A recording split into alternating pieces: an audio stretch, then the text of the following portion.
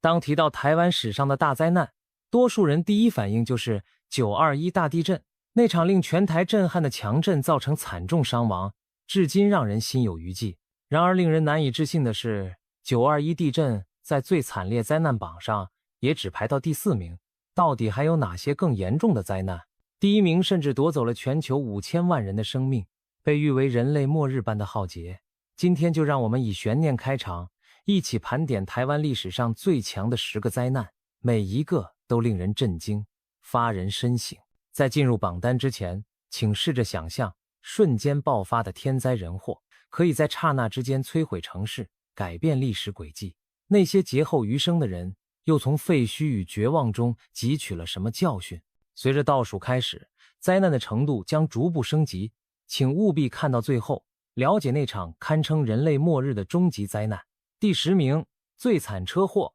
新店溪桥火烧车事故。时间：1948年5月28日。地点：台北市万华至板桥间的新店溪桥上，今华翠大桥附近。灾情：一列火车起火，至少64人罹难，21人当场死亡，43人失踪，推定死亡，76人受伤。在战后百废待兴的1948年，一场悲剧在新店溪桥上演。那天下午，一列自万华开往板桥的火车正呼啸着驶过新店溪桥，乘客们或打盹或闲聊，一切看似风平浪静。谁知道火烧车惨剧突然降临，第9号车厢里窜出火苗，原来是一位乘客私带的危险品在车厢内爆炸起火。顷刻间，熊熊烈火伴着浓烟在风中狂舞，整列火车仿佛变成了一条喷火的火龙。当时列车正行驶在桥上，火势迅速蔓延，后方几节木质车厢瞬间被吞噬，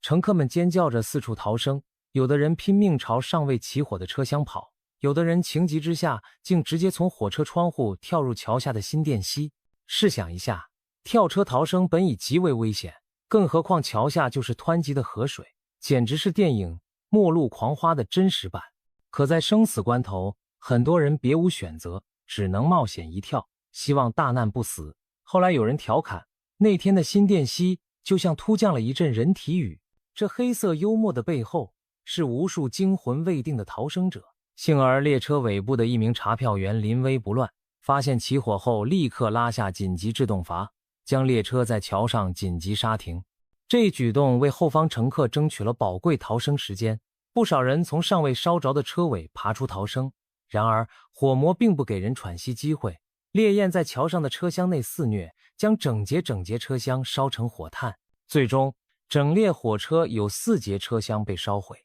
现场惨不忍睹，21名乘客当场被烧死，40人重伤，36人轻伤。更令人揪心的是，事后仍有51名乘客下落不明，经过调查确认，其中43人已经罹难，很多遗体可能在大火中焚毁殆尽，连辨认都无法辨认。加起来，这起事故至少吞噬了64条人命，这是台湾有史以来最严重的铁路火灾事故，放在整个交通意外史上也是最惨烈的之一。要知道，当年物资匮乏，列车超载，乘客携带易燃品上车的现象并不少见，但谁也没想到会酿成如此惨剧。事后，台湾铁路局召开了追悼大会，痛定思痛地修改规章，严禁旅客携带易燃易爆危险物品上车，并鼓励民众举报违规带货者。据说从那以后，请勿携带危险品的广播成了台铁列车上的固定提醒之一，可见这起事故留下的阴影之深。新店溪桥火烧车事故给那个年代的人们敲响了警钟，交通安全岂能儿戏？有人感叹，如果拍成电影，这场大火绝对是开场就把观众镇住的高潮戏。然而，这仅仅是我们灾难排行榜的第10名。接下来要讲的，可是连逃跑机会都没有的惨剧。火车桥上的人至少还能跳河一搏，但矿井深处的矿工呢？让我们把目光投向黑暗的地下世界。第9名，最惨矿难，梅山煤矿灾变。时间：1984年7月10日。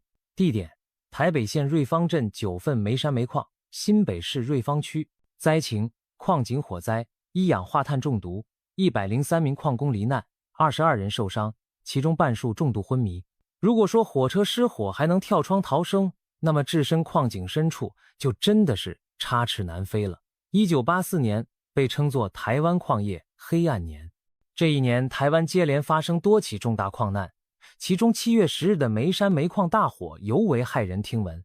堪称台湾战后最严重的矿难。那是盛夏中午，位于瑞芳九份山中的梅山煤矿，矿工们正在地下辛苦挖煤，正值换班时刻，第一班矿工收工正准备出井，第二班矿工已经下井接班，所以平日分批上下的矿井此刻聚集了2班人马，一共123名矿工在地下挤作一团。这时候意外发生了，矿井的压风机房、提供通风的设备房电线突然短路起火，火苗遇上机房里的木质支架和润滑油，呼的一下就烧了起来。顷刻间，机房内烈焰翻腾，滚滚浓烟顺着通风管道灌入倾斜的矿坑，疯狂朝井下蔓延。狭长的坑道顿时变成了毒气室，刺鼻的浓烟裹挟着致命的一氧化碳，像幽灵一般无声无息地渗透到矿井每个角落。猝不及防的矿工们吸入浓烟，剧烈咳嗽着四处逃命。但是黑暗的坑道里哪里分得清东南西北，再加上断电漆黑，一片混乱，逃生比登天还难。有人形容当时的情景就像地狱电影，矿工们带着矿灯在浓烟中摸索前进，身后是追命的毒烟，前方是漫长的黑暗隧道，氧气越来越稀薄，体力和意识在一点点消散。部分矿工找到了一处相对安全的避难洞室，紧紧聚在一起等待救援。然而等了很久，迎来的却是窒息沉寂。地面上的救援人员接获警报后紧急展开行动，但火势和浓烟使下井救援困难重重。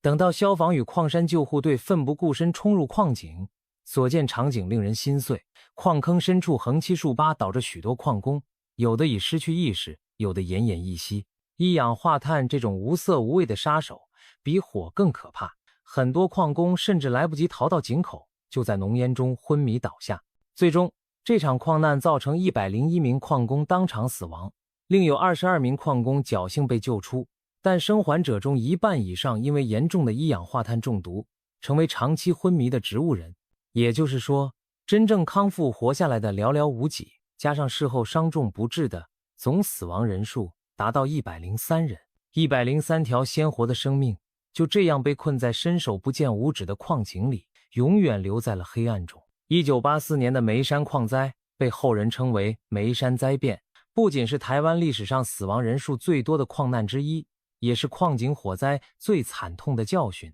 这起事故发生时，台湾矿业正处于风雨飘摇之中。同年6月和12月，新北市的海山一矿也发生了2起重大矿难，分别死亡74人和93人。短短半年内，连续3次灾变，死亡总数将近300人。可以说，1984年对矿工来说简直就是现实版的1984。没错，就是那本恐怖寓言小说的年份，活生生的黑色一年。如此惨烈的伤亡震动了全台湾。矿难发生后，政府终于痛下决心进行改革，加强矿井安全检查，提高通风和消防标准，并逐步关停落后煤矿。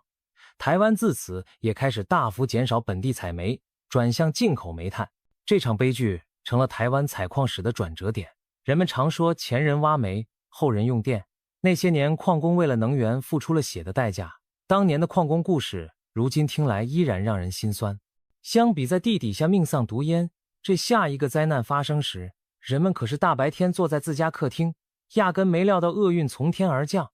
因为整栋楼要塌了。没错，第8名我们要讲的是一栋建筑瞬间夷为平地的骇人事件。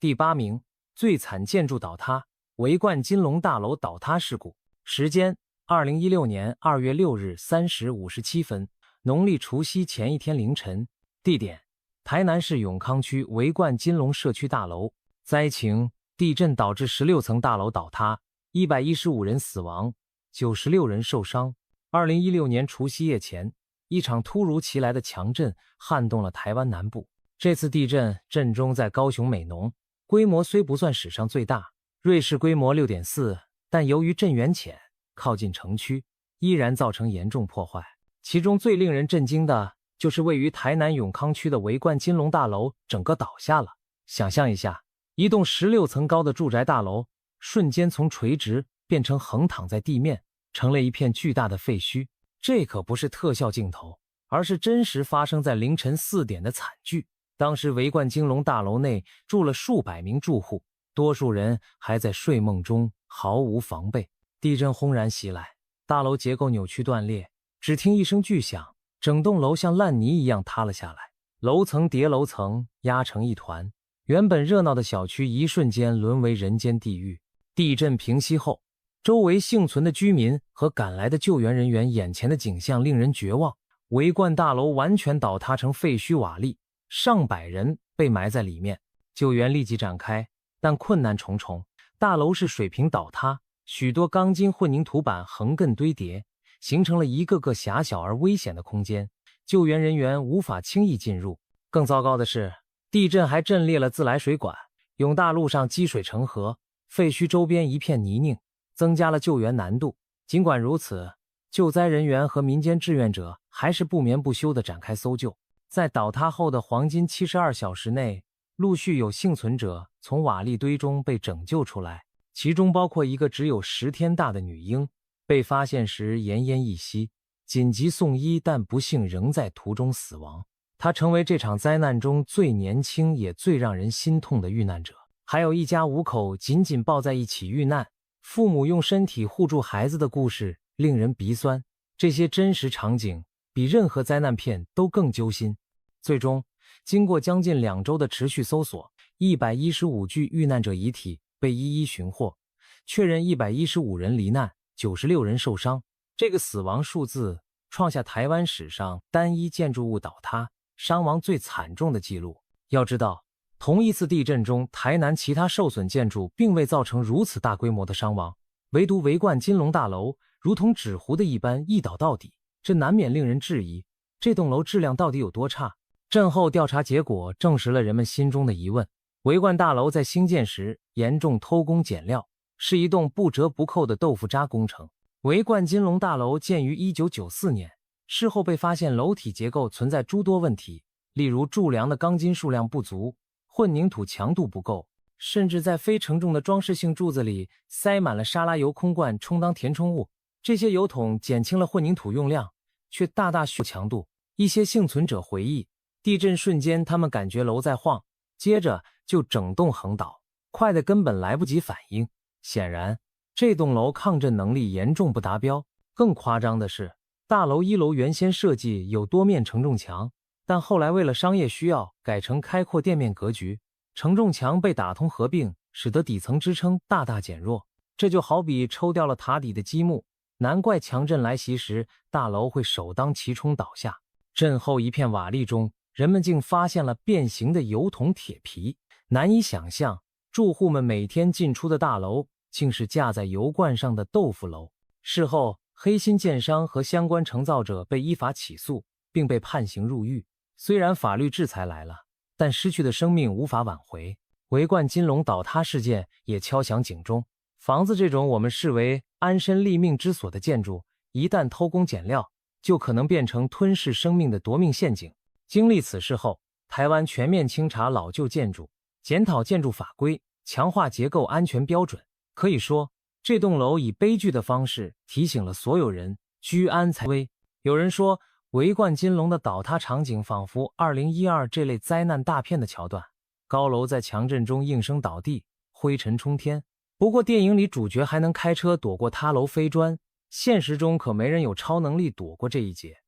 当时电视机前的观众都吓傻了，直呼太可怕，像世界末日。但这还不是本榜单中最像末日的事件呢。大楼崩塌固然恐怖，可接下来第7名的空难让人连地面都踏不到就葬身大海了。飞机万米高空解体，这情节听着就头皮发麻吧。下面进入台湾最惨空难的故事。第7名，最强空难，中华航空611号班机空难。时间2002年5月25日，地点台湾海峡，澎湖外海上空。灾情，波音747客机空中解体坠海，225人全部遇难。说到空难，许多人首先想到的是飞机失事时那种从高空坠落的绝望。然而，中华航空611号班机的空难更离奇，也更令人不寒而栗，因为这架飞机是在万米高空突然解体的，过程之诡异，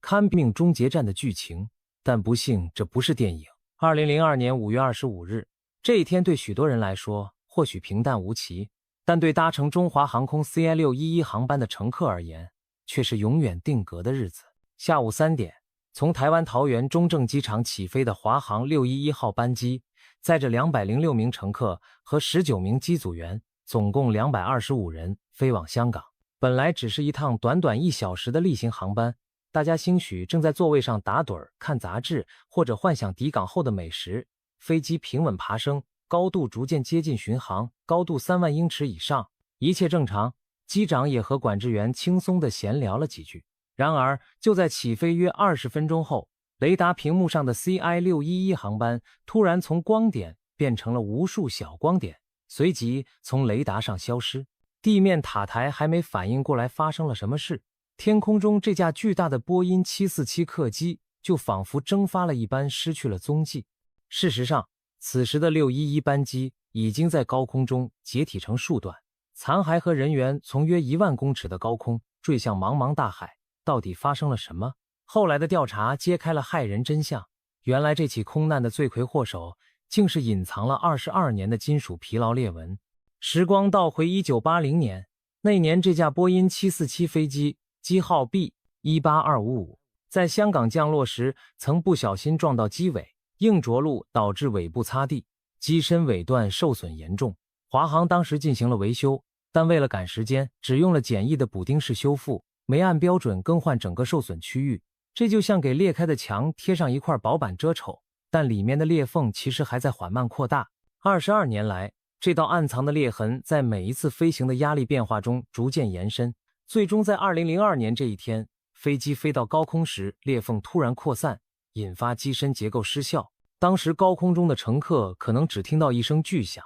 随后机舱失压，飞机竟在空中一分为4，驾驶舱、机尾和机身中段等部分先后脱离，225条生命随之坠入无边海域。飞机残骸散落在澎湖马公东北方的海面上，场面惨烈。台湾当局出动海空军及救援人员连夜搜救，在海上寻获残骸和遇难者遗体。由于从万米高空坠海，大部分乘客已无生还可能，但令人惊讶的是，很多遗体找到时仍相对完整，并未遭火焰灼烧。因为飞机是解体后坠海，没有发生爆炸性燃烧，这对辨认死者提供了些许帮助，但也凸显了这起事故的突然性。连遇难者遗体都没有烧毁，可见没有经历火海，而是在瞬间解体中丧命。后来的调查团队花了近1年时间，从海底打捞上万片碎片，其中找到一块关键的机身残片，编号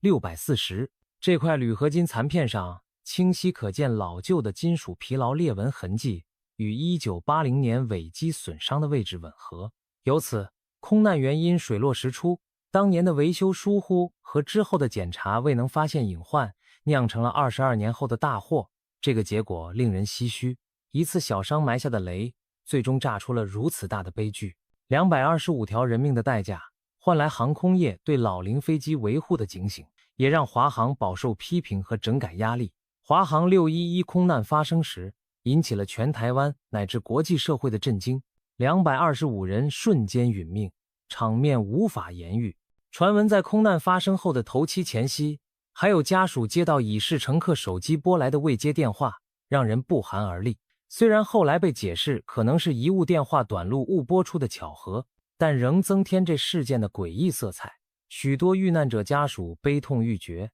在事故海域设置了纪念碑。华航公司也因为接连事故，他们在1990年代频繁发生空难，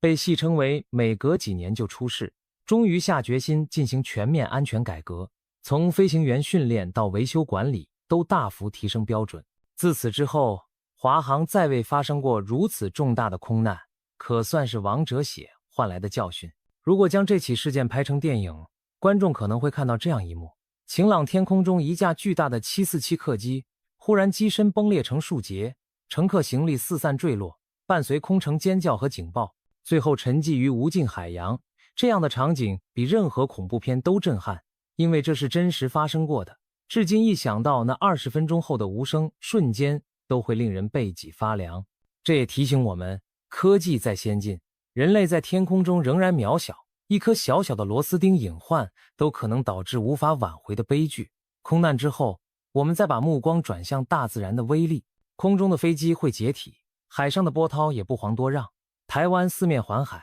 但大规模海啸并不多见。然而1867年的一场大海啸却证明了海洋的力量同样足以吞噬城镇，这也是台湾有记载以来最大的一次海啸。接下来让我们回到清朝年间，见识一下7、8米高的大浪如何卷走人间烟火。第6名，最强海啸。1867年基隆大海啸，时间1867年12月18日清晨，地点基隆港及北部沿海一带，金包里等于今新北市金山、瑞芳、万里等地。灾情：海底地震引发约7到8米高海啸，数百人溺亡，上千户房屋损毁。19世纪中叶的某个冬夜，台湾北海岸的居民绝不会料到，一场灭顶之灾正悄然逼近。1867年12月18日凌晨，当大多数人还在熟睡时，大地突然开始摇晃。基隆附近海域发生了一场强烈地震。史料记载，地震发生在清晨1时40分左右，摇晃之剧烈让沿海居民从梦中惊醒，很多人以为只是普通地震，摇完就算了，谁知更大的危机来自大海。这次地震的震央位于基隆外海，据现代估计规模约7级。刚震完没多久，基隆港的海水突然出现诡异的变化，海面快速地往外退去，港内水位飞速下降，船只搁浅倾斜，海床裸露出大片淤泥和翻滚的鱼虾。那些不明就里的百姓看到这种奇景，很多人好奇地跑向岸边，看海水后退捡鱼的人大有人在，毕竟平日里见不到活鱼自己跳上岸的场面。这一刻，大海仿佛屏住了呼吸，暴风雨前的宁静让人摸不着头脑。然而短暂的退过后，死神的巨浪狠狠袭来。只见远处海平线出现一道白色水墙，伴随着巨大的轰鸣声，海啸巨浪以惊人的速度扑向岸边。人们还来不及反应，那7、8米高的巨浪已经像猛兽一样吞没了港口和街道。基隆城首当其冲，沿海房屋瞬间被冲垮，街道变成汪洋，巨浪继续内涌，水势一直淹到内陆，所到之处一片狼藉。据清代淡水厅志等记载，这场海啸威力惊人，波及范围广阔，从基隆、瑞芳到金包里、金山、万里沿海皆遭殃。当地有一片称作树林湖的低洼地，更是惨遭洪水吞噬。一夜之间，从虎尾溪口到北港溪口，注意，此处的虎尾溪、北港溪是指基隆附近的小溪，与中南部同名河流不同，沿岸9个村庄全部淹没，其中有2个村庄虾子寮和竹苗寮直接被夷为平地，村民无一幸免，整个村庄从地图上消失。等海水退去后，沿海一带据说是横尸无数，场景如同人间炼狱，灾后统计难以精确。据估计，这场大海啸造成数百人以上溺毙，近1000户房屋毁损，当地登记有居民约700户，事后仅剩16户幸存，可见灾情惨重。有传说那天早上连山都在摇动，塌方，地裂出沟，整个基隆地区仿佛遭遇末日审判。由于缺乏现代预警系统，当时的人们对海啸更是一无所知，完全没有逃生意识，甚至很多人看见海水后退还跑下去捡鱼，结果被反冲的巨浪吞没，教训极其惨痛。事后，幸存者将这天称为基隆大海潮或基隆大海啸，基隆是基隆的古称。这一事件也被载入官方史册，成为台湾历史上记录最明确的一次海啸灾难。在没有摄像机的时代，人们用文字描述了海啸可怕的景象：浪高2丈有余，约6到7米，海水倒灌街市，乌雨飘荡，许多人连尸体都找不到，只能立无主墓来祭拜亡魂。对于1867年的台湾百姓来说，这场海啸简直就是天怒人怨般的海怪出没。他们或许会以为是海龙王发怒，兴风作浪，惩罚人间。在科学尚不发达的时代，这样的天灾更增添了神秘和恐惧色彩。现代科学家根据地质调查推测，这次海啸可能不单是地震引起，还有可能是海底山崩触发的。因为按理说7级地震不一定产生如此大的海啸，但如果震动导致海底山坡塌陷，大量海水位移，就会形成巨浪。无论如何，1867年的基隆大海啸给北部沿海造成了毁灭性打击。事隔多年，当地仍流传着这场狂潮的传说，逢重大纪念还会举行祈安法会。如今我们知道，如果看到海水异常退去，一定要立刻朝高处逃，因为海啸可能紧随而来。这条常识可以说正是历史写的经验换来的。在1867年的基隆，人们付出了惨痛代价才明白大海的可怕威力。如果那时有现在的知识，也许很多人本可以逃过这一劫，但历史没有如果，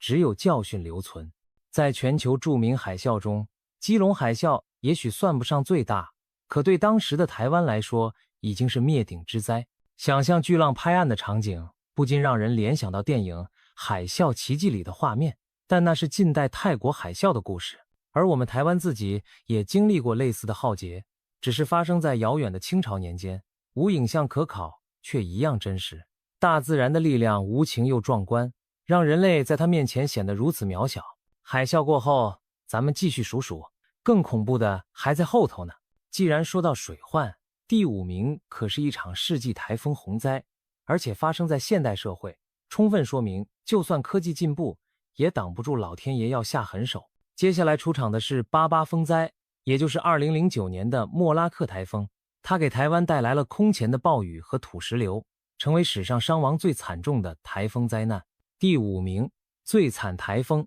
88风灾，莫拉克台风，时间2009年8月6日至8月10日，地点台湾中南部、东南部地区，以高雄、屏东最为严重。灾情：超大豪雨引发洪水和土石流，681人罹难，18人失踪，数千人无家可归。2009年的台湾本是热热闹闹准备父亲节，8月8日，结果老天送来了一份可怕的礼物——中度台风莫拉克。从8月6日开始，莫拉克台风携带的庞大水汽在台湾中南部山区疯狂倾泻，连日暴雨引发了空前严重的水灾。因发生在8月8日这天，故又称88水灾或88风灾。这场风灾最恐怖的不是风，而是雨。莫拉克台风带来的降雨量刷新了台湾气象记录，多处山区累积雨量突破了2500毫米，最高的阿里山地区竟然达到近3000毫米。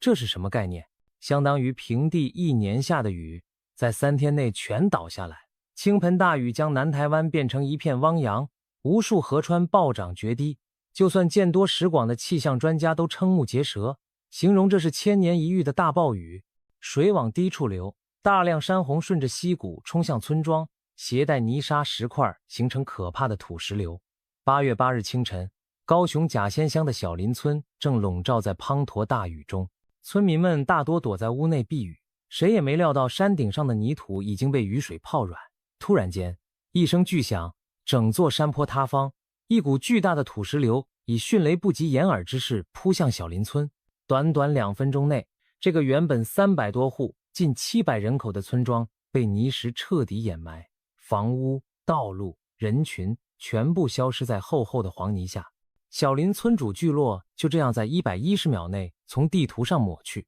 全村仅10来人逃出升天，其余约400余名村民无一生还，堪称灭村惨剧。这一幕让人联想到电影里火山熔岩吞噬城镇的场景，只不过这次是泥石流版的，真实发生在我们眼前。除了小林村，南台湾还有许多地方受灾惨重，屏东县的那玛夏、台南县、今台南市等地也发生严重土石流和山洪，桥梁道路被冲毁无数，村落断水断电，孤立无援。平地也好不到哪去，台南、高雄、屏东、低洼地区遍地水患，农田变汪洋。电视新闻画面中，一整排整排的民宅淹到屋顶，只露出一点点瓦间，轿车像小纸船一样泡在齐腰深的泥水中。一家6层楼高的旅馆，台东金轮大饭店，甚至因为地基被洪水掏空，整个倒入河中。好在事前住客都撤离，没有伤亡，但画面极其震撼。网友惊呼现实版泰坦尼克，暴雨下个不停，救灾也困难重重，很多山区道路塌方，救援人员根本进不去，只能靠直升机空投物资。军方紧急出动直升机深入重灾区抢救，被困屋顶等待救援的灾民一批批获救。然而天公不作美，8月11日，一架救灾直升机在运送村民撤离时不幸失事撞山，机上3名英勇的飞行员，包括知名的飞官邱光宪上校殉职，为救灾又添悲痛一笔。风灾过后，统计数字令人触目惊心，全台678人确认罹难，18人失踪，官方后来调整为死亡681人，失踪18人，合计699人遇难。其中又以高雄小林村死亡人数最多，仅此一村就占了遇难者的大半。上百公里外，嘉义阿里山公路上也发生山体崩塌，土石流冲走了车辆和路人。那段时间每天新闻都在更新死亡人数，犹如战报，让人心情沉重。88风灾成为台湾半世纪以来伤亡最惨重的台风，它造成的影响之深远，不仅是人员伤亡，还有巨大的经济损失和心理阴影。灾后统计损失超过新台币2000亿元，农田、道路、桥梁损毁无数，受灾居民超过数十万人。为了哀悼遇难者，政府宣布8月22到24日全国降半旗致哀3天，社会各界踊跃捐助与参与重建。一时间，台湾加油的标语到处可见，很多国际友人也伸出援手，甚至美国军舰都参与运送物资。那场景仿佛又回到921地震后的全民动员。这场灾难也引发了巨大的社会反思和政治余波。风灾发生时，救援不力、信息不通的问题暴露无遗，民众怨声载道。时任行政院长刘兆玄为此引咎辞职。一些专家则指出，气候变迁导致极端天气频繁，未来类似超大豪雨恐怕还会出现。我们必须检讨防灾体系，如撤村迁居、兴建滞洪池等。比如小林村惨剧后，政府就将遗址列为封存区，不再重建，并将幸存村民整体迁至安全地点重新建村，就是血的教训换来的政策改变。88风灾的威力让人真正见识到水能载舟，亦能覆舟。平日滋润万物的雨水，在极端情况下变成毁灭一切的洪流。回顾那几天，很多幸存者说，仿佛经历了一场世界末日，白天黑夜不分，眼前只有无尽的大雨、咆哮的洪水和崩塌的山岭。一位老农民站在自家被冲垮的房屋前，喃喃道：“这哪是雨，这是老天在倒海啊！”这种无奈的感叹道出了人类在大自然面前的渺小。88风灾如此惨烈，许多人以为这样的浩劫可能一生只遇到一次，谁料台湾短短10年前才经历过另一场巨大的灾难——921大地震。那场深夜降临的强震使无数家庭破碎，也永远改变了台湾人对地震的认知。让我们来到排行榜的第4名，回顾一下二战后台湾最强的灾难1999年的921大地震。第4名，二战后最强灾难921大地震。时间1999年9月21日1时47分。地点台湾中部南投县集集镇附近，全台有感，以中部灾情最重。规模矩阵级 7.6， 瑞士规模 7.3， 最大烈度台湾地区7级，相当于10度。灾情2415人死亡，11305人受伤，29人失踪，房屋全倒5万余栋，半倒5万余栋。921这个看似平常的数字组合，对台湾人来说意味着刻骨铭心的痛。1999年9月21日凌晨1点47分，一场突如其来的强震撼动了整个台湾岛，尤其是中部地区，造成了自二战以来台湾最惨重的灾害。因为发生在9月21日，人们简称它为921大地震。那是个初秋夜晚，星期二凌晨，大多数人都在家中熟睡，毫无预警之间，大地开始猛烈晃动。先是轻微的晃动让人从梦中惊醒，接着便是剧烈的上下左右摇摆，家具东倒西歪，墙壁发出咯吱咯吱的响声。不少人还没反应过来怎么回事，就被掀下了床。地震来得太突然，太强烈。在台中市，一名男子刚起身就被甩倒在地，挣扎着起来时，屋顶已经塌了一角，砸中了他身旁的衣柜。整座城市停电，陷入黑暗，只听见窗户玻璃碎裂和物件坠地的声音此起彼伏，还有人们的惊叫和哭喊声混成一片。此次地震规模达巨震级 7.6， 震源浅，能量释放大，全台有感，其中中部地区震感犹如被千军万马践踏。南投县、台中县、台中市一带受创最重，几乎每个乡镇都有房屋倒塌，人员伤亡。震后清晨的电视新闻画面触目惊心，台中市东兴大楼整个侧躺在马路上，南投县国姓乡山体滑坡掩埋了村庄，东市镇一片断垣残壁，铁路轨道被地壳隆起，顶成30度斜角，仿佛一夜之间中台湾遭到了战火洗礼般残破。这场地震造成的伤亡数字是惊人的，官方最后统计2415人罹难，11305人受伤，还有29人下落不明，2000多条人命啊，一夜之间永远消逝。其中不乏全家罹难的悲剧，让人听了鼻酸。比如台中雾峰平林村的一个3代同堂家庭，12口人只有1人在地震中幸存，其余全部被倒塌的房子夺走生命。还有不少学校的宿舍在地震中坍塌，学生教师遇难，例如东市高工的宿舍楼倒塌，10几位年轻学子长眠废墟。当时一则新闻让全国揪心，东市一名妈妈抱着7岁女儿冲出家门，结果被崩落的水泥板击中，母女俩紧紧抱在一起遇难，遗体姿势凄然。救援人员看到此景无不落泪。建筑物倒塌是造成人员伤亡的主因，这次地震释放的能量巨大，加上许多老旧房屋结构不良，结果中部城乡一片瓦砾。全台湾统计有超过5万栋建筑物全倒，另有5万多栋半毁，农村的土脚错，砖造平房塌成平地，城市里的楼房也难幸免。一些豆腐渣建筑在强震下一击即溃，例如台中大里有栋13层的大楼整栋倾倒，死伤多人。而台北虽然距离震央较远，也有毁损，象山临近的东兴大楼倒塌，造成87人死亡，成为台北市区最惨重的灾情。这说明这场地震的影响范围之广。地震不仅摧毁了建筑，也改变了地形。造成这次强震的是贯穿台湾中部的车龙埔断层剧烈错动，断层错动让大地裂开长长的缝隙，有的地方地表隆起数米，相邻土地错开像楼梯一样。这些地质现象后来被保留在地震遗址纪念公园，让人亲眼看到地壳运动的威力。一段铁路轨道在断层作用下生生错位抬高，就像过山车轨道。一所国中操场裂开一条大缝，旁边教学楼坍塌一半，成为永久警示。地震甚至诱发了喷沙现象，震后平原上出现一个个沙土火山，喷出泥浆，把农田弄得不成样子。这些景象若非亲眼所见，真难相信大地可以这么任性。这场灾难发生在深夜，增加了救援难度。但震后不到几个小时，全国各地的救难队伍、军队、民间志愿者便星夜驰援中部灾区，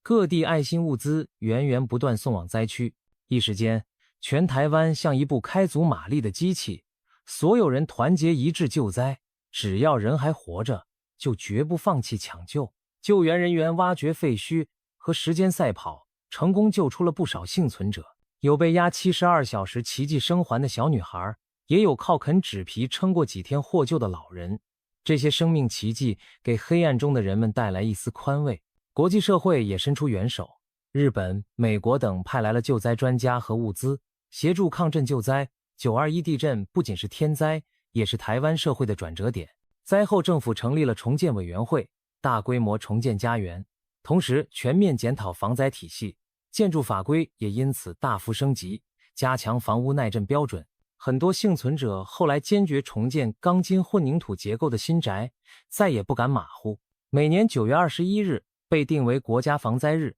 各地都会在上午9点21分举行地震演习，提醒民众居安思危。可以说921改变了台湾人对地震的态度。原本以为大地震离我们很遥远，现在知道台湾处在环太平洋地震带，谁也不能掉以轻心。有人将921比作台湾的阪神大地震或汶川大地震，都是一瞬之间山河变色的惨剧。所幸台湾人民展现出坚韧的毅力，从废墟中站了起来。灿烂的阳光总在风雨后， 921后的台湾社会更加团结，也积累了宝贵的防灾经验。不过，若论地震本身的规模和死亡人数，921在台湾历史上其实还不是第一。早在1935年，也发生过一次更致命的大地震，只是因为年代久远，很多人反而不知道。这就是接下来排名第2的新竹台中地震，它是台湾有记录以来死亡人数最多的地震，比921还多。让我们回到日据时代，看看那场震撼全台的大地如何造成3000多人罹难的惨剧。第3名，最强水灾湖内喜港风暴潮。时间1845年6月7日夜至6月8日，清道光25年夏。地点台湾西南沿海今云林县口湖乡一带。灾情台风暴潮引发海水倒灌，沿海9个村庄被淹没，约数千人死亡。瘟疫后续合计传闻死亡上万人。在现代，台风带来的暴潮淹没海岸或许并不常听闻，但在19世纪中叶的一场风暴潮却几乎把台湾西南沿海洗了一遍，发生了所谓湖内洗港事件。这个名字听起来费解，其实指的就是海水像洗衣服一样把港口村落洗劫一空。它是台湾史上记录上相当惨烈的水灾之一。清道光25年，西元1845年农历6月初7，这天傍晚，台湾西南沿海乌云密布，下起了滂沱大雨，狂风夹着暴雨肆虐整个夜晚，雨势之大史无前例。如今我们知道，这很可能是一场台风所致的暴雨和风暴潮。当时在今云林县口湖乡一带，靠近海边的低地被称作湖内地区，几条溪流的水位因为暴雨迅速暴涨，北港溪、牛挑湾溪的洪水汇入了一个叫树林湖的细湖，湖沼地区大量积水无处宣泄。同时，台风引发的风暴潮使得海水倒灌，海平面骤升，内陆洪水排不出去，海水却反灌进来，两股水流交汇，酿成一场毁灭性的洪灾。据当地文献记载，6月7日夜到初8凌晨，口湖沿海经历了惊心动魄的一幕，大雨倾盆，狂风怒号，午夜时分海潮暴涨。一夜之间，从湖尾溪到北港溪之间，沿海广大地区全部被淹没。最严重的是下湖口一带的9个村庄：下湖、憨仔寮、金湖港、新港、五尾墩、虾子寮、下轮仔、博仔寮、竹苗寮。这9个村子浩劫临头，顷刻间房屋田地统统浸在水下。尤其虾子寮和竹苗寮2村，据说全军覆没，村里无一人生还。巨浪过，村庄的位置只剩下一片汪洋或泥淖。据传，当时海水冲进村庄时，高处的人打着灯笼一照，下面全是汹涌的浪和漂浮的屋顶，人的哭喊瞬间被大水吞没，很多人连尸体都没找到，直接被大海卷走或埋在淤泥里。天亮后，幸存者眼前尽是凄凉，原本繁衍生息的乡里变成一片泽国，横尸遍野来形容，毫不夸张。有人在几棵幸存的大树上发现了遇难者的遗体，洪水退去后，他们的身体卡在树杈上，可见当时水位之高，流速之急，令人心惊。灾难过后，湖内地区哀鸿遍野，民间开始传说这是上天震怒，甚至有谣言说道光皇帝在北京无意中说了什么开金口之语，才降下这场万善同归的结束。意思是这场灾难加后续疫病，死者正好凑足1万个魂魄升天。虽然是封建迷信的说法，但足见死亡人数之巨。当时因洪灾遗体遍地，环境恶劣，灾后又爆发了瘟疫，造成更多人死亡。有人统计加上疫病，死亡总数传闻达1万人之众。虽无准确官方记录，但保守也在数千人以上。如此骇人的数字，使这场灾害成为清代台湾最严重的民间灾难之一。面对大劫难，当地幸存百姓为安顿亡灵，开始每年于农历6月初7、初8举行千水状超度法会，也叫车水状。这是道教的一种水陆法事，专门超度水灾溺亡的亡魂。据说湖内地区因为这次水灾溺死太多人，法会规模格外盛大，当地还建了万人冢埋葬无名死难者。在灾后10几年里，陆续建起了几座万善爷庙，专祭祀无主孤魂的庙宇，供奉那些无处安息的魂魄。可以说，这场1845年的湖内洗港不仅在物质上毁坏了村庄，也在精神信仰上留下了印记，形成特别的祭祀文化，流传至今。现代人或许难以想象，一场台风暴潮竟能造成如此惨烈的后果。在当年没有堤防和预警的情况下，海水涨潮时，村民根本避无可避。风暴潮就像夜袭的海盗，不声不响地闯进家园，抢走性命。如今台湾西南沿海多了防波堤和水闸，气象预报也会提前警告，但我们依然不能小觑台风与海潮的组合拳。近年来，全球气候变迁，海平面上升，风暴潮风险也在提高。如果回顾历史，这场湖内袭港就是前车之鉴。台湾民谚有云：久旱逢甘霖，但1845年的口湖人绝不会这么说，因为他们经历的是久旱后逢涝灾，本期待一场甘霖解渴，哪知来的是灭顶洪水。从此之后，口湖乡每逢暴雨都会心惊胆战，不敢掉以轻心。数千人的灭顶之灾在当时或许没有报纸大篇幅报道，但在口湖乡的族谱和传说中代代相传，成为集体记忆的一部分。今天走在云林口湖海边，已看不到当年村庄的痕迹，但当地的庙宇香火中还飘荡着当年风暴潮夺走的冤魂故事。比起自然灾害频发的日本，台湾经历大海啸、风暴潮的次数不多，但一旦发生也是毁灭性的。湖内袭港风暴潮是台湾历史上值得铭记的惨痛一页，它的死亡人数甚至一度被谣传到万人规模，足见在民间留下多么恐怖的印象。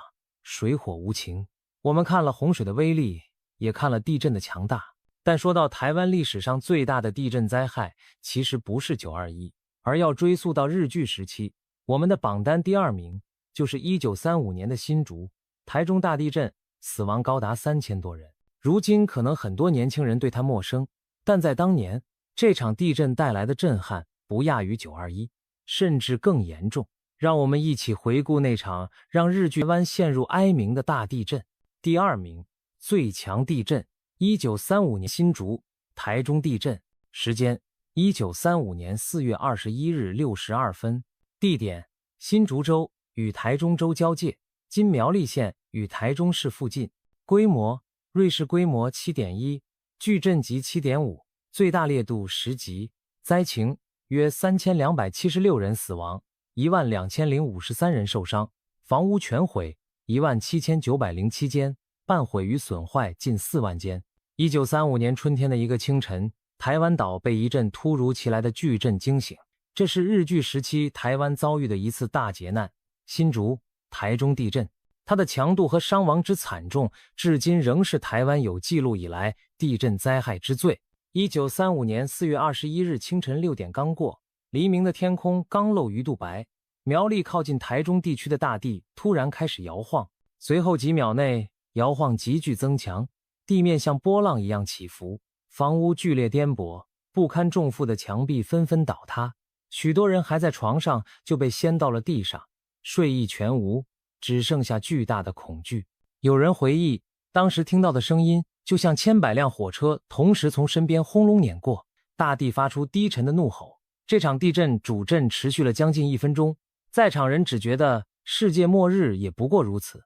震后，在场台湾总督府的官员记录下这样的景象：苗栗附近山岳崩裂，地裂纵横，市街则房倒屋塌，烟尘蔽空，整个新竹州，包括今苗栗、新竹和台中州，包括今台中市北部一带村庄遭受毁灭性打击。尤其苗栗附近，因为靠近震央，几乎每户人家都有房倒人亡的惨剧。竹南一带房屋全毁，三叉河、卓兰的桥梁断成数截，大甲镇街道变废墟，苗栗市区房倒超过一大半，镇区就像经历了战争轰炸一般。这场地震最终造成官方统计3276人死亡，12053人受伤。如果包含一些未统计的原住民部落伤亡，实际数字可能更高。这超过了921的死亡人数，使1935年地震成为台湾史上最致命的地震。死亡者中不仅有台湾本地居民，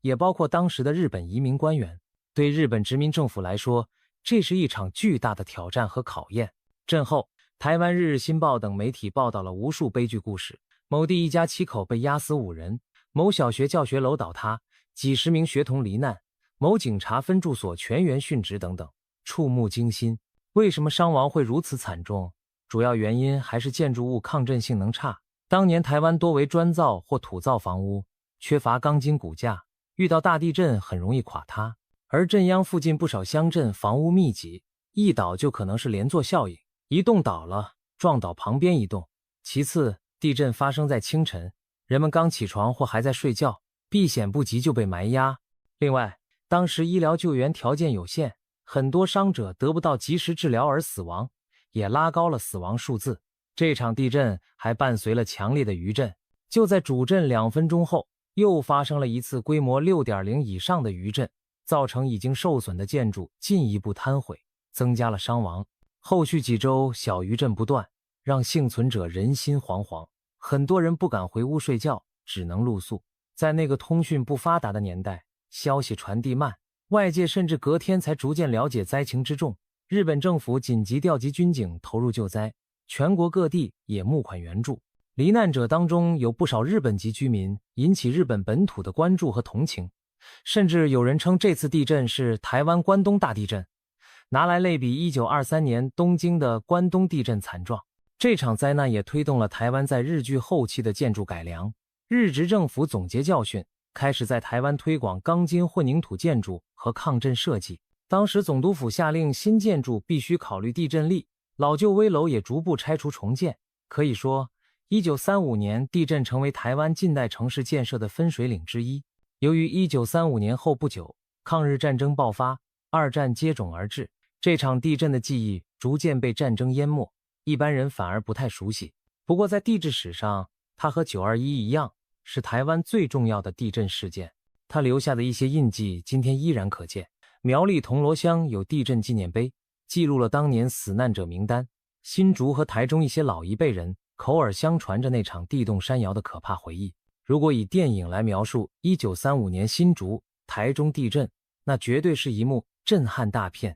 清晨旭日初升，忽然地面剧颤，房屋如多米诺骨牌般垮塌，大地裂开吞噬道路河流，人畜惊惶奔逃，甚至连远在台北的总督都被晃得站不住。真实历史中的场景恐怕更为惨烈，却没有镜头记录下来。我们今天只能通过黑白照片上倒塌的建筑废墟去想象当时的恐怖。至此，我们已经回顾了台湾历史上的9大灾难：火烧车、矿井灾、楼倒塌、空难、海啸、台风，2场大地震和风暴潮，每一桩都让人心惊肉跳。然而，排在第1名的最惨灾难，既不是地震海啸这样轰轰烈烈的大自然秀威风，也不是飞机火车这样惊天动地的事故，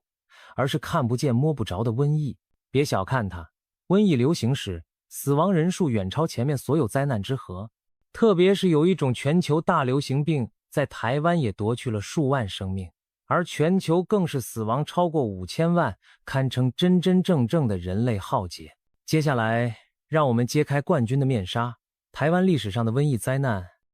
第1名，最惨灾难，台湾瘟疫大流行疫病。代表事件：1896年后鼠疫，1919年霍乱，日治时期结核病，1998年肠病毒71型等。尤其1918到1920年，全球流感大流行，台湾约4万人死亡，全球死亡约5000万。特点：遍及全台，死亡人数累积远超自然灾害，社会影响深远。当灾难不再以山崩地裂、狂风巨浪的形式出现，而是化作一种看不见的病毒或细菌在人群中传播时，人类的恐惧有增无减。台湾历史上反复遭受各类瘟疫侵袭，有些年份因为疫病死亡的人口比任何一次地震、台风都多得多。瘟疫肆虐时，仿佛死神在空气中游荡，所过之处鸡犬不留，比恐怖片里的瘟疫末日更为真实可怕。因此，台湾瘟疫当之无愧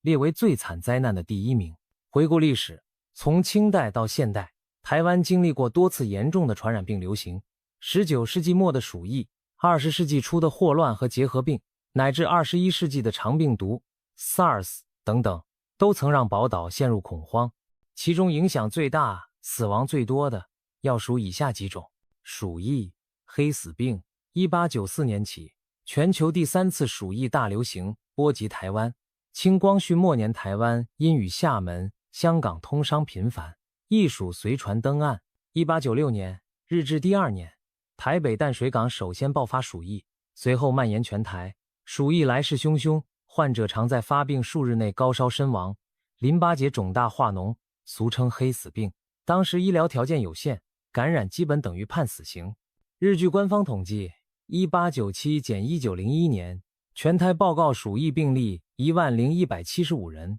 死亡7922人，死亡率高达 77.8%。1901年1年内就病死3670人，1902年3300多人。想象一下，在当时相对较低的人口基数下，这简直是毁灭性的打击。一时间谈鼠色变，老百姓看到老鼠都吓得魂飞魄散。总督府为了控制疫情，可谓无所不用其极，实施严格的检疫隔离，甚至对疫区采取3光政策，见到老鼠就捕杀烧毁，对死者遗体和家宅一并焚烧消毒。台北大稻埕一带当年烧了不少老房子，就是因为里面死过鼠疫病人。可以说，鼠疫深深改变了台湾的公共卫生观念，现代防疫体系的雏形正是在那时建立的。直到2战前夕，台湾才彻底根除鼠疫，但在这半个世纪里，累计死亡病例恐怕上万。霍乱在清代便不时造访台湾，但最严重的一次发生在1919年前后，当时正值第1次世界大战结束，全球霍乱、流感流行，台湾亦未能幸免。1919年，南台湾阿沟町今屏东一带霍乱大爆发，患者大吐大泻，脱水而亡，死亡率超过50%。短短几个月，阿沟町就报告了2670名病例，死亡1675人，很多村庄出现十室九空的惨状。由于霍乱主要通过不洁饮水和食物传播，当年民众饮水卫生差，疫情一发不可收拾。总督府紧急设立隔离医院，禁止市售生食，派员下乡消毒，这才在1920年稍微压下疫情。但1920年又再度卷土重来一波，台湾全岛加起来霍乱患者上万人，死亡6-7千人。可以说，霍乱是日据时期让官方和百姓都非常头疼的瘟疫。后来随着自来水普及和卫生观念提升，霍乱才逐渐少见。可在那个年代，霍乱流行时，街头可能随时会看到行人忽然倒地抽搐，拉血水而亡，活生生一副瘟灾肆虐的地狱图景。结核病、肺痨，在抗生素出现前，结核病是全世界的头号杀手，被称为白色瘟疫，台湾也不例外。日治时期，肺结核一直是居民死亡的主要原因之一，尤其1930年代经济不景气，营养不良，人群密集，结核病扩散迅速，很多年轻人咳嗽咳着就割血去世。文学作品里常写的林黛玉是病弱佳人原型，其实就是肺痨病人。1935年前后，台湾每年有数千人死于结核，比任何单一灾难都多，只是它分散在每一天每一家，并不如地震那样轰动。但仔细想，这是一种持久的灾难，无声地夺走一代又一代人的生命。直到1950年代，链霉素等抗生素传入，结核病才逐渐可治。可以说，肺痨在几十年间累积造成的死亡总数，远超任何自然灾害，它是慢性的社会之痛。流感大流行，西班牙流感，最后压轴的就是1918到1920年的全球流感大流行及臭名昭著的西班牙流感。虽然名字叫西班牙，但其实病毒源头不详，只因西班牙媒体最早公开报道而得名。这场流感在2年内横扫世界，感染了5亿人，死亡至少5000万，超过一战的战死人数，被称为史上最致命的流行病。台湾当然也未能幸免。1918年夏天，第一波流感经由基隆港传入台湾，迅速扩散。那时正值日据时期，官方虽然紧急应对，但由于没有疫苗和特效药，只能任凭病魔肆虐，患者高烧、咳嗽、肺炎，很快就有人不治去世。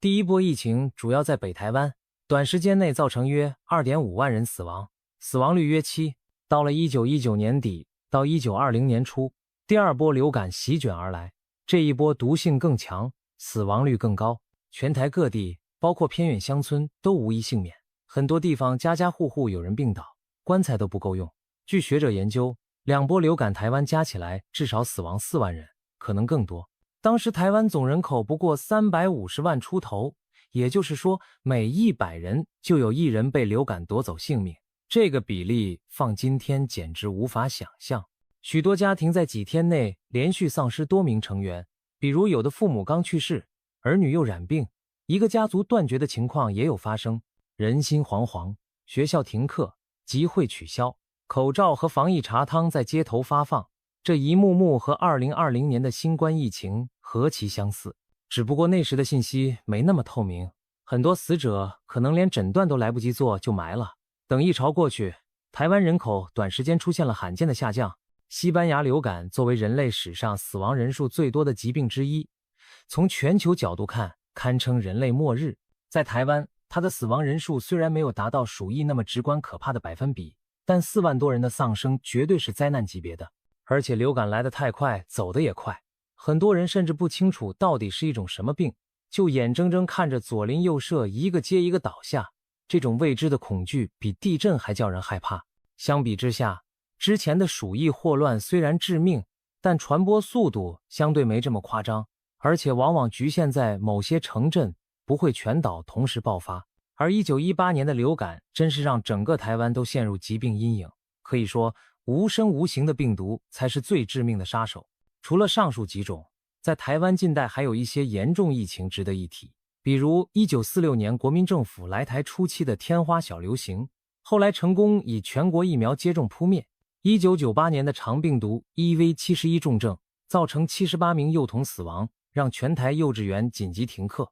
家长闻之色变。2003年的 SARS 风波，73人病亡，全民戴口罩，终止传播等等。这些虽然死亡数字不及早年鼠疫霍乱，但在社会上引发的恐慌同样深刻。可以说，每一次疫病流行都是对公共卫生的考验，也推动了台湾医疗体系的进步。如今医学发达了，瘟疫似乎离我们远了，但2020年的新冠肺炎全球大流行再次提醒人类，瘟疫从未远离，只是我们遗忘了它的可怕。所幸台湾在新冠中因防疫得当，死亡人数相对很低，没有重演历史上那种悲剧，但一刻也不能掉以轻心。历史上的教训历历在目，纵观台湾史，瘟疫或缓或急的反复登场，累计造成的死亡人数恐怕几十万人都有。它不像地震洪水那样轰轰烈烈，一时震惊天下，却以更加阴森的方式收割生命。因此，我们将台湾瘟疫评为最惨灾难，实至名归。毕竟，当一场疾病悄然袭来，全岛蔓延，街头空荡荡，只有送葬队伍穿梭，那种情景才真正称得上比恐怖片还恐怖。没有尖叫，没有爆炸，有的是无处不在的死神气息。这简直是所有灾难片导演也不敢轻易触碰的终极场景。结语：以上就是台湾史上最强灾难的盘点。从新店溪桥的熊熊烈火到湖内袭港的滔天巨浪，从921深夜地震的山崩地裂到瘟疫蔓延时的鬼影幢幢，这些灾难横跨2个世纪，把自然与人为的噩梦都展现无遗。也许你会说，这些故事听得人心情沉重，但别忘了，我们之所以要回顾，是为了汲取教训，心存敬畏。台湾人民在这些灾难中展现出的韧性和勇气，同样令人动容。每一次浩劫过后，总有人站出来，废墟上重建家园。每一次疫病横行，也催生了更进步的医疗卫生措施。所谓逢山开路，遇水架桥，正因为经历过风雨，台湾社会才愈发成熟坚强。当然，我们也不能掉以轻心。台湾地处环太平洋火山带和台风路径上，未来类似的大地震、强台风仍可能发生。而全球化的今天，传染病传播更快更广，新型病毒也许就在某个角落虎视眈眈。未雨绸缪，加强防灾建设，提高全民防灾意识，才是对历史伤痛最好的告慰。希望看完这份灾难史盘点，